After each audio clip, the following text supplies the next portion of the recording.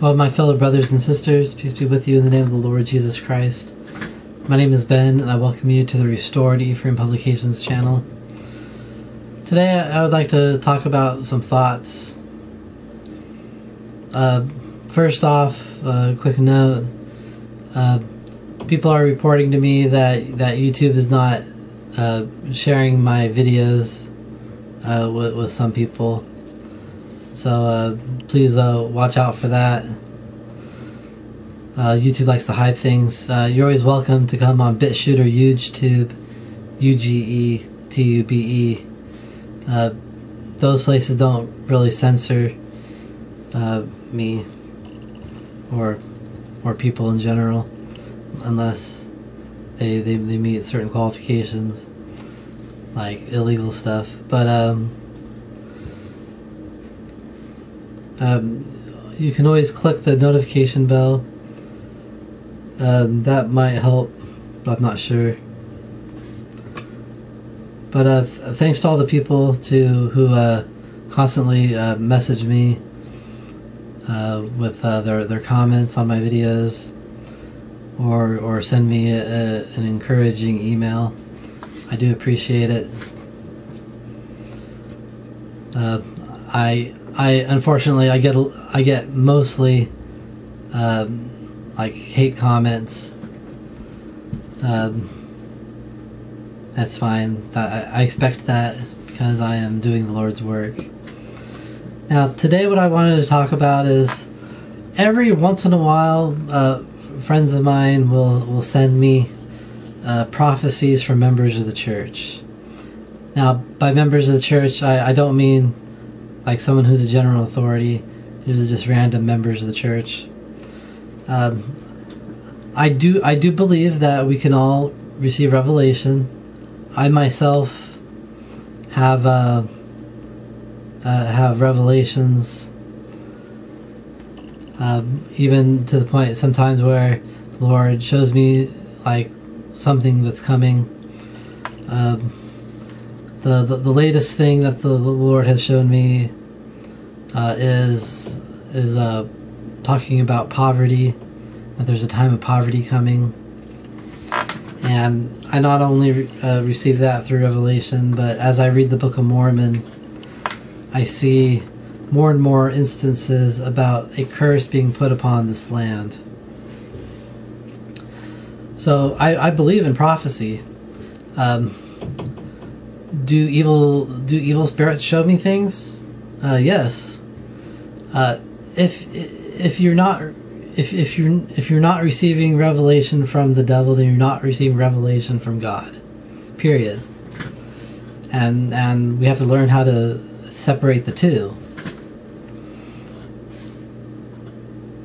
And so I believe that people of all levels in the church can receive revelation. But I also understand that at the same time, just because something is a revelation doesn't mean it comes from God. And we all have the responsibility of figuring that out. And that can be difficult. And we can make mistakes, and we can repent of those mistakes. But what a lot of people are, well, only a few people. What I meant to say is,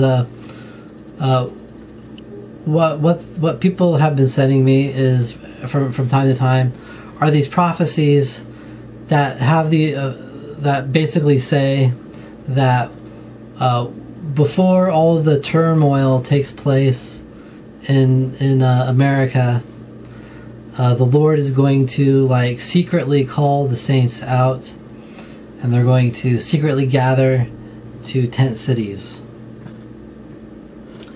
Now, I want to say about revelations like that I do not believe in those revelations. I don't believe they're from God. And the reason why I don't believe they're from God is because it does two things. Number one, it puts people at ease and it puts people to sleep. Now, what a lot of people in the church don't understand is that we're not living the fullness of the things that the Lord told us to live. And that fullness that we're supposed to be living is the united order. Now, I fully understand that this people are not ready to live the united order yet. And that's unfortunate. But and I don't even see like movement in people even trying to go towards that direction. But instead they make misunderstandings of things, and they're trying to say, oh, they're doing this, and that's preparing them for the united order, but that's not actually the case. They might think it's doing that, but it's not. Now, if the Lord pulled this people out of Babylon before a lot of the real bad stuff takes place, then what would this people learn? Well, I don't think they'd learn anything. See, they're not willing to do what the Lord says now. They're not going to be willing to do what the Lord says until their life has been so upended that they realize that they've done wrong and that they need to reevaluate themselves. And so we do have a promise from the Lord, and this is in Scriptures. I tried to find the Scriptures. It's in the Doctrine and Covenants, I believe. But it says that the Lord would not allow this people to be destroyed off of this land or something to that effect. That He would preserve them even as if it were by fire. Now, the problem with that is, you see, the Jews have that same promise. Now, does that mean that they get removed out of bad situations if they are working wickedness? No.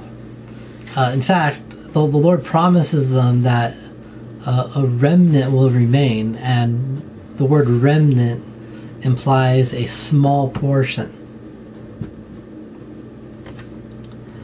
And that same promise is to us.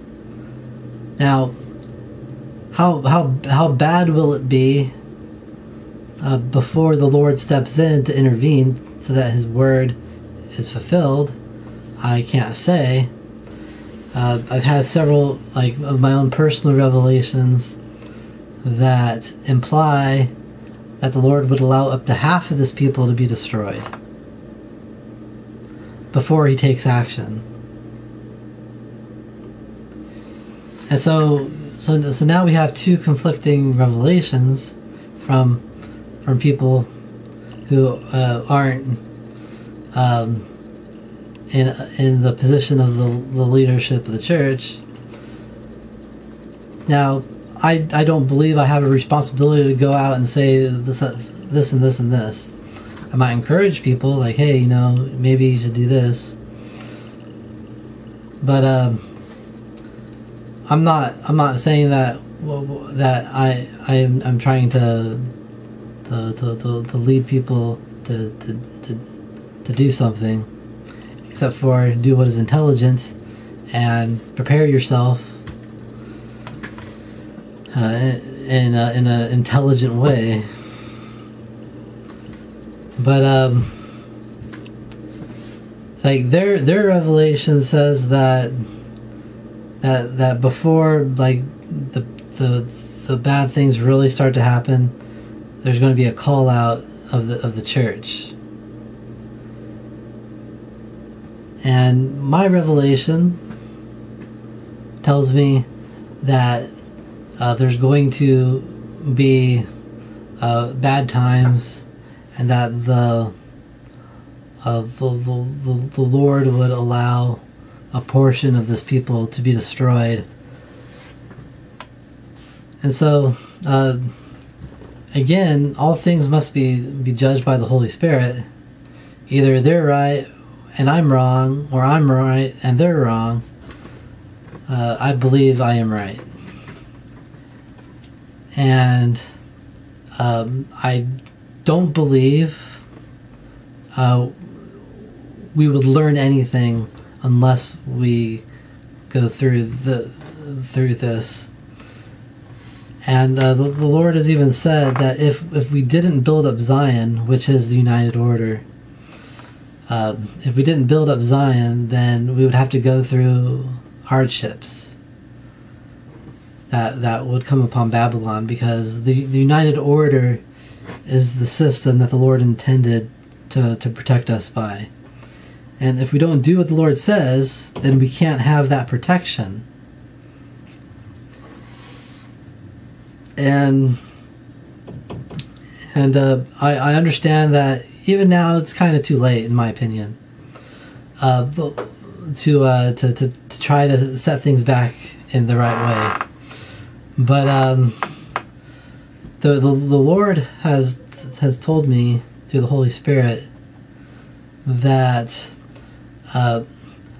what the Lord wants for us as a people is to see the consequences of our actions. And so we failed to build up a united order. We're going to have to see the consequences of that action, and the consequence will be poverty and misery. Because when we don't do what the Lord says, then there's no blessing that for us that is based upon the principle that was taught. And so again, I don't say these things as a way to try to freak people out. I'm not scared at all, because I know that no matter what happens, whether I go through hardship or not, whether I live or die, I know that Jesus Christ lives, and that he died for my sake, and that I will be resurrected again, and that through the Lord I can be forgiven of my sins and be able to return in the presence of God and receive eternal life. And that is the most important thing ever. And so what happens here, though it can be really hard and difficult and painful and annoying, in the long run, it's just a small blip. And these hardships are actually meant to be for our good, because it helps us learn and grow. And that's what the Lord wants. He wants us to learn and grow and become more like Him as much as we can on this earth. And He knows we won't do it all in this lifetime. But the Lord will continue to work with us for all eternity. And I leave this with you in the name of Jesus Christ. Amen.